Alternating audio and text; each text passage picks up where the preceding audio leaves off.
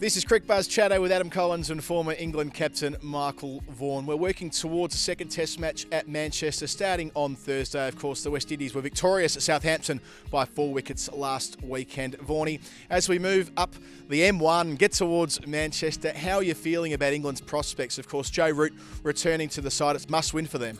Yeah, I mean, if you can see behind me, the clouds are around. I'm in Manchester now, and I think that's the forecast for the first couple of days, and then it's going to get warmer and warmer throughout the weekend.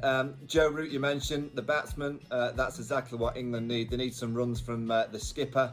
I think England will bounce back. I mean, it's going to be hard because this West Indies attack is a strong one. You know, how's Shannon Gabriel going to arrive in Manchester just 3 days in between the games? 9 for him. How's his body going to feel? Kemar Roach, Alzarri Joseph, Jofra Archer, Mark Wood, Jimmy Anderson.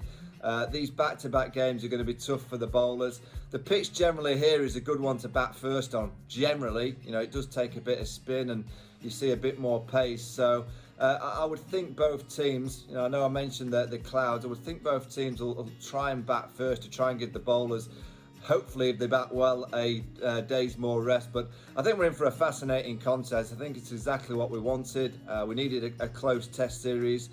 We need the West Indies to come over here and play the way that they have played in Test match cricket for a while. They seem to be a team that's on the rise, and under Jason Holder, they're going to take some beating because he'll certainly have them ready for Thursday. Because of these bigger squads in the COVID climate that we're working in at the moment, it means selection speculation is a bit more advanced than it might otherwise be when you've got a group of 12 or a group of 13. England have got a whole squad to pick from, really, if they elected to, which means that a question around Ben Foakes was raised with the coach Chris Silverwood yesterday after play. Would he replace Joss Buttler?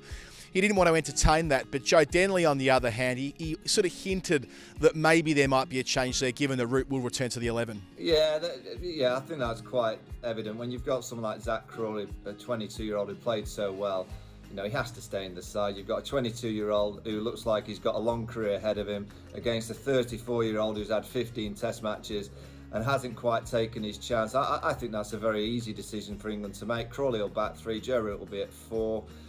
It's just what England do with the bowling. Will they feel under pressure, you know, from the Stuart Broad interview to force himself back into the team? Will it be that one or two of the bowlers need a rest because it's back-to-back?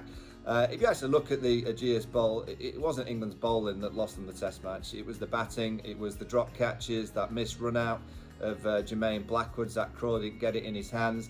So I hope they don't feel the pressure of kind of the outside noise. They've got to kind of stick to what they're trying to achieve in terms of the development of this team. But I will think that there will be a change in the bowling type purely because it's back-to-back.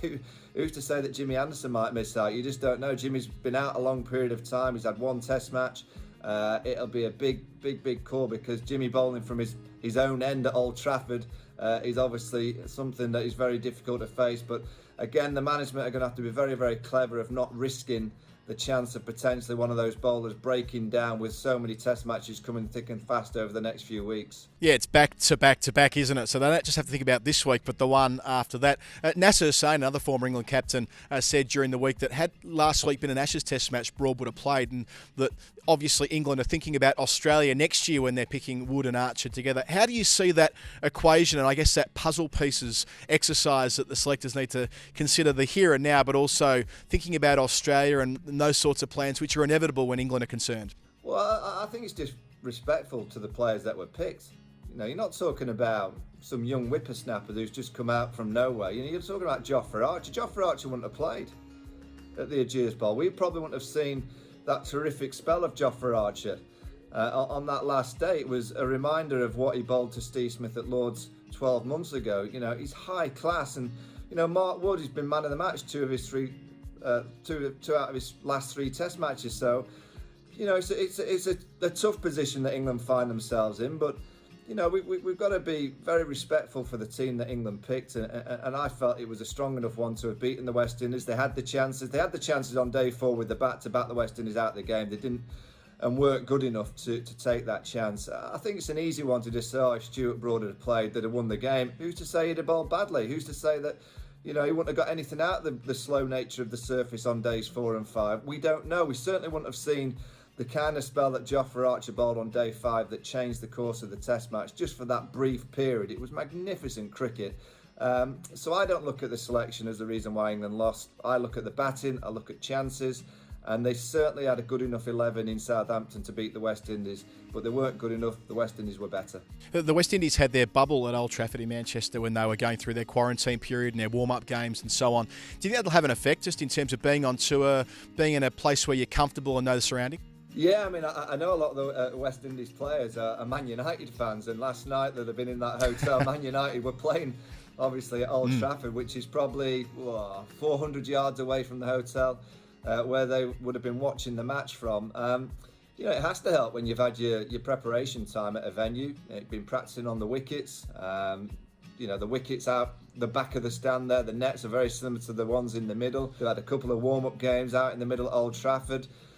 So they have got the upper hand, not only in the series in terms of being 1-0, but the upper hand in the advantage that they've had probably 6 days of cricket already at Old Trafford. That's why it's a tall order for England. I mean, it's something that I expect them to come back from. I think England will have enough to force the West Indies on the back foot again this week. And I think they'll be better to take the chances for the week's cricket that they've had in Southampton. But it's not going to be easy. It really isn't, because this West Indies team, you know, they're a good bowling attack, and I have to say Jermaine Blackwood's innings surprised me immensely. I thought he completely bluffed England because they expected him to play.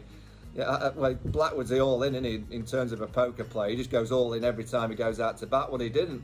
He bluffed them. He played a little bit blind for a while and knocked them around. They spread the field and he just said, thank you very much, I'll take the 1s and 2s, which was clever on his behalf. So, you know, the West Indies are a mature team, very, very well led, well coached by Phil Simmons, and they'll make it very difficult for England. A captivating test match last week at Southampton. We should be so lucky to have another one this week at Manchester. And we'll be there, of course, on Cricbuzz Chatter every night. Adam Collins and Michael Vaughan. Until then,